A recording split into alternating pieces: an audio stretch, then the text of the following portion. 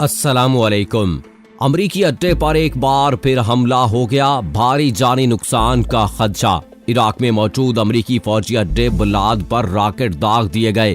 खित्ते में कम होती कशीदगी एक बार फिर इंतहा को पहुंच गई। एक तरफ तेहरान में पहली बार सुप्रीम लीडर आयतुल्लाह खामनेई के खिलाफ मुर्दाबाद के नारों पर डोनाल्ड ट्रंप ने खुशी का इजहार करते हुए मुजाहिरीन के साथ यकजहती का इजहार किया है, तो वहीं अब एक बार फिर बगदाद में हमला हुआ है। क्या अमेरिका इस वक्त के इंतजार में ही था? मजीद तफसील में जाने से पहले आपको बताते चलें कि आप देख रहे हैं अपनी दुनिया टीवी। वीडियो को व्हाट्सएप, फेसबुक और दीगर सोशल मीडिया पे जरूर शेयर करें। लाइक करने के साथ साथ हमारे चैनल को भी सब्सक्राइब करें और साथ में घंटी के निशान को दबाना मत भूलें।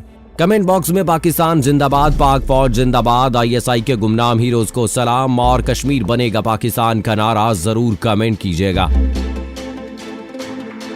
दोस्तों, मशरिक़ वुस्ता में जनरल सुलेमानी की शहादत के बाद अमेरिका और ईरान के दरमियान कशीदगी में उतार चढ़ाव देखने में आ रहा है। ईरान की तरफ से इराक में 2 अमेरिकी अड्डों पर हमले के बाद सदर डोनाल्ड ट्रंप ने कहा था कि अगर ईरान ने मजीद हमले ना किए तो अमेरिका जंग की तरफ नहीं बढ़ेगा। और ईरानी मिसाइल हमलों के बाद उनका कहना था कि इन हमलों में कोई जानी नुकसान नहीं हुआ, लिहाजा अमेरिका इसका जवाब नहीं देगा।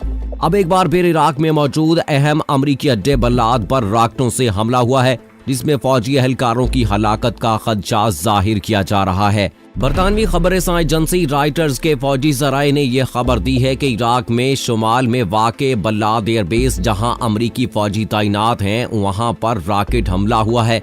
AFP ने भी सिक्योरिटी फोर्सेस के हवाले से बताया कि अड्डे को 4 रॉकेटों से निशाना बनाया है। इराकी दारुल हुकूमत बगदाद से 64 किलोमीटर की मुसाफत पर इस फौजी अड्डे पर अमरीकी एहलकारों की अच्छी खासी तादाद तैनात थी, जिसको जनरल सुलेमानी की शहादत के बाद यहां से मुंतकिल कर दिया गया था। पहले भी इस एयरबेस पर रॉकेटों से हमला किया जा चुका है, जिसमें इराकी फौजी हलाक हुए थे। यहाँ ये अमर भी काबिल जिक्र है कि जनरल सुलेमानी की शहादत के बाद इराकी पार्लियामेंट पहले ही अमरीकी फौज को मुल्क छोड़ने का कह चुकी है, जिससे अमरीका ने इनकार करते हुए इराक पर शदीद पाबंदियां लगाने की धमकी दे डाली थी। जनरल सुलेमानी की शहादत का बदला अगर ईरान ने मिसाइल हमले करके लेने का दावा किया, ताहम मशरिक़ वुस्ता में ईरानी हमायत याफ्ता मलेशिया ग्रुप्स ने जनरल सुलेमानी का बदला खुद अपने तरीके से भी लेने का ऐलान कर रखा है। जबकि दूसरी जानिब अमेरिका कई बार ये कह चुका कि अगर मुस्तकबिल में इसकी तंसीबात या मफादात पर हमला हुआ तो वो भरपूर जवाब देगा। अमेरिका की जानिब से ईरानी अफवाज के मरकजी कमांडर को हलाक करने के जवाब में इराक में 2 अमेरिकी फौजी अड्डों पर ईरान के हमले में कोई जानी नुकसान नहीं हुआ था।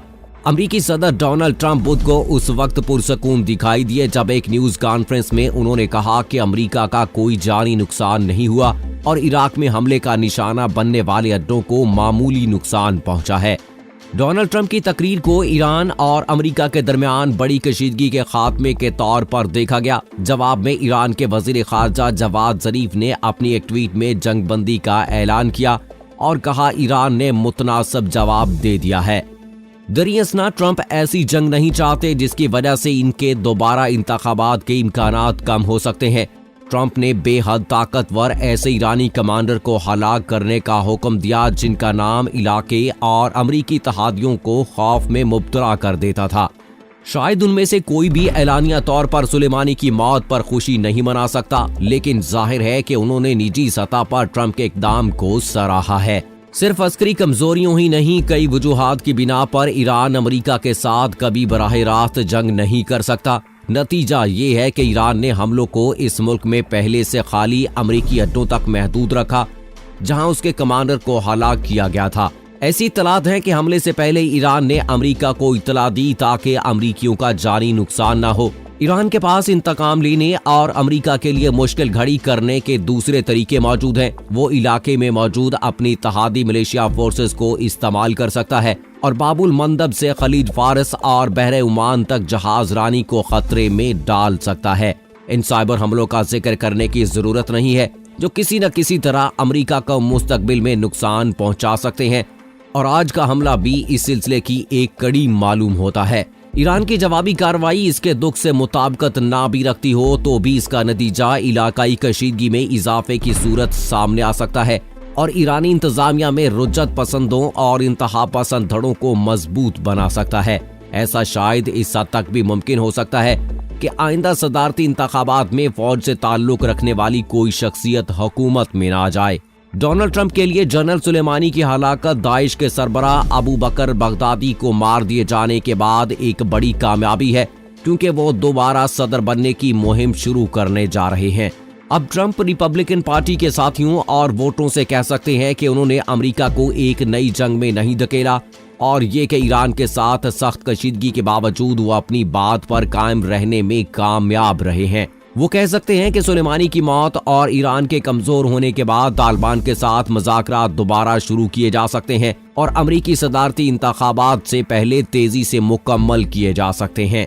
बिलाखिर ट्रंप दावा कर सकते हैं कि अपनी 4 साला मुद्दत सदारत में अमेरिका की सलामती और मईशत को बेहतर बनाया गया, और ये वो बात है जो अमरीकी वोटर के लिए अहमियत रखती है। लेकिन ईरानी अवाम के लिए इस तमाम सूरत हाल का अंजाम मजीद आमरीत की तरफ बढ़ती हुई एक पुलिस स्टेट है, जहां जिंदगी ज्यादा मुश्किल होगी। दूसरी जानिब कई दिन के इनकार के बाद आखिरकार ईरानी हुकाम ने एतराफ कर लिया कि यूक्रेन का मुसाफिर बरदार तैयारा गैर इरादी तौर पर गिराया था, और इंसानी गलती इस तैयारे के गिरने की इतलात उस वक्त ही मौसूल होना शुरू हो गई थी जब ईरान जनरल कासिम सुलेमानी की हलाकत का बदला लेने के लिए जवाबी कार्रवाई में इराक में मौजूद 2 अमरीकी फौजी अड्डों पर मिसाइल हमले कर रहा था। ईरान का कहना है कि इसी कशीदगी के दौरान ईरानी फिजाई दिफा के एक एहलकार ने परवाज नंबर PS-752 को एक क्रूज मिसाइल समझा और उसे निशाना बनाकर गिरा दिया, और इस तैयारे में सवार तमाम 176 अफराद हलाक हो गए थे।